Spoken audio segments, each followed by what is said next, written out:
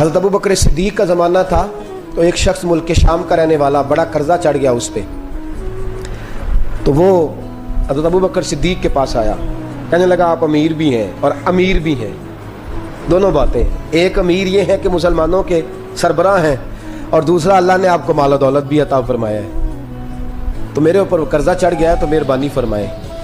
وہ کہتا ہے حضرت صدیق اکبر نے میرا ہاتھ پکڑا، گھر کے اندر لے گئے، باہر سے دروازہ بڑا اعلیٰ تھا لیکن گھر کے اندر گیا تو چارپائی بھی کوئی نہیں تھی، کھجور کی چٹائیاں بچھی ہوئی تھی، کھجور کی چھال کی، اور وہ بھی پھٹی ہوئی۔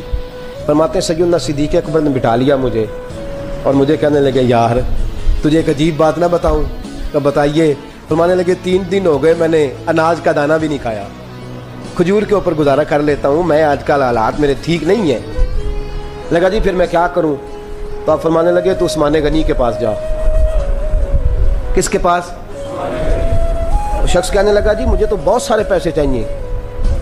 تو آپ نے فرمایا تیری سوچ وہاں ختم ہوتی ہے جہاں سے عثمان کی سخاوت شروع ہوتی ہے، تیری سوچ وہاں تو جو سوچتا ہے نا اتنے ملیں گے، تیری ختم ہوتی ہے سوچ جہاں سے عثمان کی سخاوت شروع ہوتی ہے، تو جا۔ کہنے لگا جی آپ کا نام لوں؟ فرمایا ضرورت ہی نہیں پڑے گی۔ کہا جی میں ذکر کروں گا کہ مجھے امیر المومنین نے بھیجا ہے۔ فرمایا ضرورت ہے، صرف اتنا تو جا کے بتانا کہ میں مقروض ہوں اور رسول اللہ کا نوکر ہوں صلی اللہ علیہ، اتنا بتانا کہ مسلمان ہوں، مصطفیٰ کا غلام، بس، اور کسی اضافے کی ضرورت۔ کہا جی وہ دلیل مانگیں گے؟ فرمایا عثمان خیرات کرتے تفتیشیں نہیں کرتا، عثمان اللہ کی راہ میں دیتے ہوئے تفتیشیں 10 روپے دینا اور 100 بات سنانا فقیر کو، تک تو نہیں نا، 10 روپے اور 100 قسم کے تانے نہ دے تو میاں چشم پوشی کر جا، تجھے کس نے اجازت دی ہے ٹٹولنے کی، پھولنے کی اور کرودنے کی؟ یہ حال اگر تیرے ساتھ کیا جائے، رب اگر تجھے ٹٹول کے دے تو تیرا کیا بنے؟ رب کریم اگر تجھے ٹٹول کے دے کہ پہلے بتا نمازیں کتنی پڑھی ہیں، سویرے اٹھتا ہے کہ نہیں، تو تیرا کیا حال ہوگا؟ تو ٹٹولتا پھرتا ہے 10 روپے دینے کے لیے۔ حضرت عثمان غنی کی عادت نہیں، وہ شخص کہتا ہے میں چلا گیا، پوچھتا پوچھاتا دروازے پہ پہنچا، دروازے پہ دستک دی تو حضرت عثمان غنی کے اندر سے بولنے کی آواز ہے، اپنے بچوں کو ڈانٹ رہے ہیں، کہتے ہیں یار تم لوگ شہد کے اندر، دودھ کے اندر شہد ملا کے پیتے ہو، خرچہ تھوڑا کم کرو، اتنا خرچہ تم نے بڑھا دیا ہے، تم دودھ کے اندر دودھ بھی میٹھا شہد بھی میٹھا، ایک چیز کھا لو، کو بیمار ہو 2 چیزیں استعمال کرتے ہو۔ کہتے ہیں میں نے کہا ابو بکر تو بڑی باتیں بتا رہے تھے، اور اس قسم کے کئی واقعات حضرت عثمان غنی کے ساتھ ہوئے، وہ تو بڑی باتیں بتا رہے تھے، اور یہ آدمی دودھ شہد سے لڑائی کر رہا ہے اور مجھے کئی 1000 درہم چاہیے، دینار چاہیے، مجھے دے گا؟ فرماتے ہیں اب وہ ڈانٹ کے باہر آئے، میں دروازے پہ تھا، آتے ہی کہنے لگے میں آیا نا تو جب میں نے السلام علیکم کہا تو وہ سمجھ گئے میں مسلمان ہوں۔ کہتے ہیں وعلیکم کہا تو پہلا جملہ انہوں نے جو بولا وہ ان کے بڑے پن کا مظاہرہ تھا۔ کہنے لگے بچوں کو ایک بات سمجھانی تھی، آنے میں مجھے 1.5-2 منٹ لگ گئے، تو دروازے پہ کھڑا رہا، مجھے معاف کر دینا۔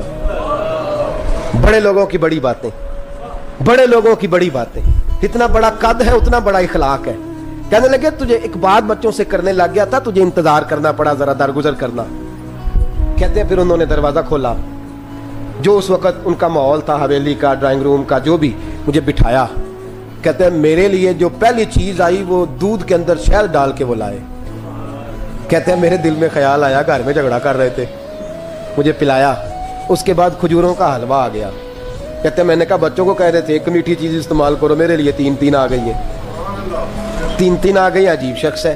کہتے ہیں میں لیکن ابھی میرا تصور جمع نہیں، میں نے کہا اتنا تگڑا نہیں جتنا حضرت ابو بکر نے بتایا ہے۔ کہتے ہیں کھلا پلا کے نا پھر پوچھنے لگے کیسے آئے ہو، کیسے آئے ہو؟ تو کہتے ہیں میں نے کہا کہ جناب میں مجبور ہوں، آج بہت سارے لوگ ہیں نا جن کے پاس کسی کی بات سننے کا ٹائم ہی نہیں، کہتے ہیں موٹی موٹی بات کریں، آخری۔ حضرت عثمان غنی پوری کھلا پلا کے کہنے لگے کیسے آنا ہوا؟ کہتے ہیں میں نے کہا جی میں مسلمان ہوں، ملک کے شام کے مضافات کے ایک گاؤں کا رہنے والا ہوں، کچھ کاروباری مشکلات آئیں تو میں مقروض ہو گیا، میرے اوپر قرضہ ہے، مجھے کچھ پیسوں کی حاجت ہے۔